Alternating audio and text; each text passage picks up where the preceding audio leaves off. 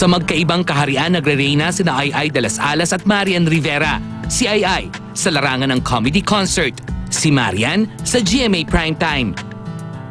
Bagamat malayo ang kanilang agwat in terms of territory, kapwa inookupa ng dalawang reyna ang iisang trono ng kasikatan at pagbubunyi sa tagumpay na kanilang tinatamasa bilang reyna na diva pa.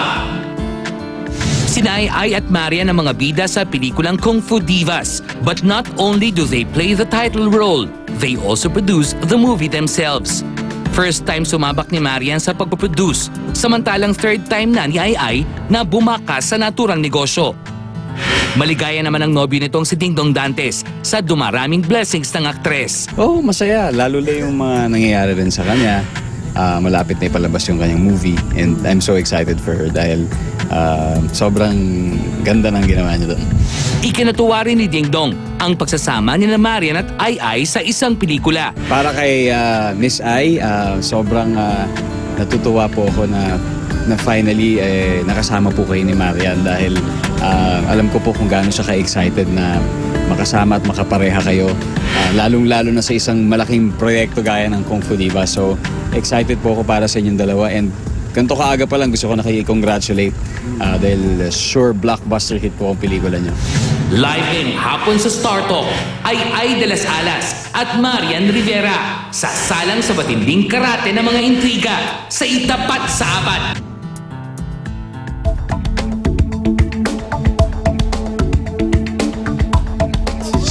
Salbahe lang to si Dingdong eh. Namumupo kay Ai. Oo nga. Hindi, dahil siguro sa Kung Fu. Oy, thank you Thank you, Tootsie Pops. Daddy, bakit mo naman ako pinupo? Daddy I pa love naman you, ang tawag sa'yo ni Ai. Dad. Oy, Daddy. mga darling. Oy, Ai. Oy, ano po yun? Marian. Kung Fu Divas, ano ba to? Musical o action? Ano ba? Kwentuhan nyo kami rito. Karapista Ano ba kayo? Kaya mo yan, yung minemorize mo. Ito po, Oo, kaya niya yan. Siya taga-memorize nun eh. Mahaba eh.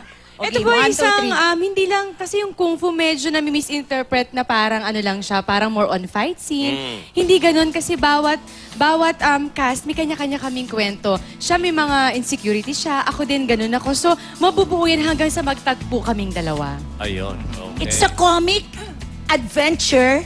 Ano nga yun? It's a comic epic adventure. Movie of the year. Talaga may turuan. Oo, may turuan niya ako kasi tatanga-tanga ako sa part na yun. Ay, ito, nako, no? Hindi. Tita Lolit, no? Magtanong ka, no? Ayoko magtanong, binayaran na ako ni Ai. Para magtanong. May ampaw. Binayaran na ako. Ayan. May ampaw. Ay. Alam mo bakit? Dahil hindi pa ako sabi niya, mag-starto ka, anak, na? Nako, anak, ha? Check ko, ha? O, di, ayan na. Ayan na. Para tumahimik na siya, di ba? Personally Ako delivered. na lang magtatanong, ha? Sige, ikaw na lang. Ay, Marian, nung hindi pa kayo magkakilala, hindi pa kayo gumagawa ng pelikula, anong impression niyo sa isa't isa? Yung totoo ha. Anong alam niyo sa isa't isa? Hindi kasi, di ba, yung mga ano sa kanya na ganito, mataray, matapang, ganyan-ganyan. Pero nung unang nakita ko siya, ang napansin ko talaga sa kanya, mukha siya si Virgin Mary, yung puti-puti niya. Maganda oo naman. Oo, and Bait-bait. nalaman ko talaga na sweet siya. Sweet na... Ano naman ang tingin niya sa'yo? Bagay. Sinong karakter? Ako, ang tingin niya sa akin, masungit ako, baliktad. Hindi. Ay, hindi, no? Una Nako, pa lang... no? Hindi, no?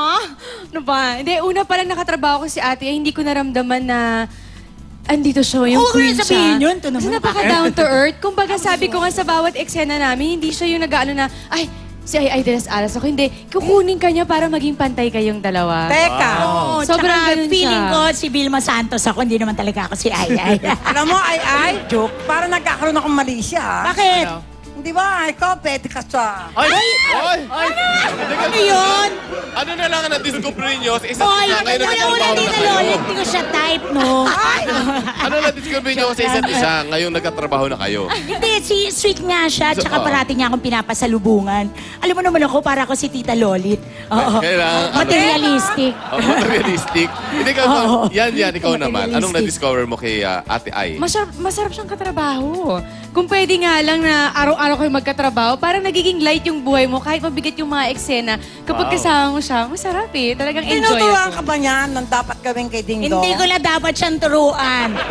Kasi wala namang karapat-dapat. Ako pa ang dapat niyang turuan ngayon. My God! Cooking lessons na ho ang pinag-uusapan nila, ha? Okay, magluluto lang. Yun.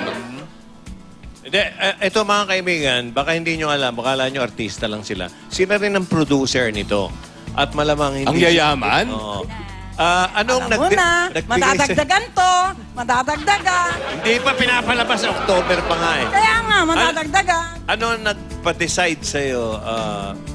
Ay, dati na nagpo-produce yan eh. Marami Last year, na eh. mga kasama yan, sila Big, sila Bong, okay. Anong nag-decide sa'yo, Marian? First. First. Oh, anong nag-decide? Una sa lahat, Tito Joey, naniwala ako dun sa kwento ni Direk Onat Diaz. Huwag eh. kang magpapaniwala sa mga kwento. Alam mo? Hindi naniwala ko kasi sobrang ganda talaga okay, ng Kung Fu okay. Divas. Sabi ko walang dahilan para hindi ako maging producer nito. Maganda yan. Ibig sabihin, malakas ang tiwala niya eh. Baka bigyan mo din akong red envelope. Ay, pag kumita to naman. Doble niyan. Doble na, dalawa na sila producer. Oy, tanungin niyo daw ako. Ikaw, Ay. Dati ka ng producer. Oo, yun na nga. Dali. Anong mas malaking racket ang magiging artista o maging producer? Siyempre, mas malaki ang racket ng pagiging producer. Kasi nadodoble or natitriple yung yung inilagay mo dun sa movie kung kumikita. Pero mas maganda rin pareho kasi kunyari hindi masyado kumita, at least may talent ka as artista. Pero sinasweldoan mo yung sarili mo ngayon? Sinusweldoan ko yung sarili Kasama doon sa ko. budget. Okay. Alam mo, ay, dapat hindi ka masyadong papayaman. Kaya hinahabol ka ng mga lalaki dahil dyan eh. Ay, hindi naman. Meron naman siyang angking ganda. Dapat konti lang. Hoy, sexy naman si Hindi naman, Ay. maganda na siya, mayaman pa. Kaya hinahabol ako ng mga lalaki. Wala siya ngayon, wala. Okay na nga yun, kaya nga nagpapayaman na lang ako. Para later on, marami ako ibibigay. Wala siya ngayon. Magpapayaman si Ay para kay Lolit. Ay. Oo.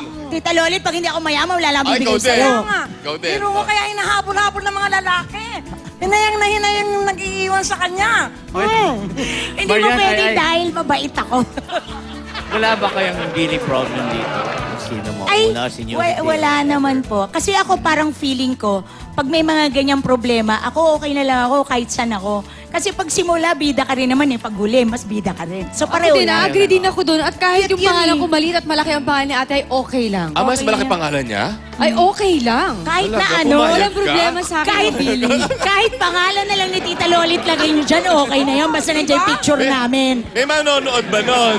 Anyway, pero for Marian, kasi na-quote kasi sa interview na wala kang karapatang magreklamo dahil Ay de las Alas ang kasama mo. Well, dun sa sagot kong yun, parang palagi kasi sinasabi tungkol sa billing, kung sino mas mauuna, anong dapat ganito. Kaya sabi ko, wala kang karapatang magreklamo dahil wala naman talaga. Sige, andaldal mo, Nay. Actually. Paano kaya si Ikaw Joey? yung isasagot ko. Kasi sana kayong dalawa kasi nagkikilitan yung mag-love team eh. Oo. Hindi, ginaget-lock dyan ang bigay ni Ayay. Ito talaga Joey ah. Silipin ko lang kung magkano. Bakit? Pagka maliit, dadagdagan mo? Alam mo naman. Pero hindi, malalaman kung ano ang laman ng sobre sa pagbabalik ng Star Talk. We still with Marian Rivera and Ay de las Live. Alas. Magbabalik kami live.